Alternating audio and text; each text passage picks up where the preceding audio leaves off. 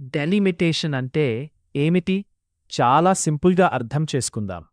డెలిమిటేషన్ అంటే దేశంలో ఉన్న నియోజకవర్గాల కాన్స్టిట్యుయెన్సీస్ సరిహద్దులను మళ్లీ పునర్వ్యవస్థీకరించడం. ఇలా ఎందుకు చేస్తారు? జనాభా మారుతుంది కదా, ఎక్కడో జనాభా పెరుగుతుంది, ఎక్కడో తగ్గుతుంది. అందుకే ప్రతి ప్రాంతానికి సమాన ప్రాతినిధ్యం ఉండేలా సరిహద్దులను మార్చుతారు. ఉదాహరణ, ఒక ప్రాంతంలో 10 లక్షల మంది ఉంటే, ఇంకో ప్రాంతంలో 5 లక్షల మంది ఉంటే ఇద్దరికీ ఒకే ఎమ్మెల్యే ఉంటే సరైన న్యాయం కాదు.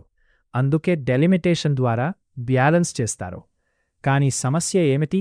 దక్షిణ భారత రాష్ట్రాలు జనాభాను నియంత్రించాయి, కాని ఉత్తర రాష్ట్రాల్లో జనాభా ఎక్కువైంది. అప్పుడు డెలిమిటేషన్ చేస్తే దక్షిణ రాష్ట్రాల సీట్లు తగ్గే అవకాశం, ఎక్కడో ఉత్తర రాష్ట్రాల సీట్లు పెరగే అవకాశం.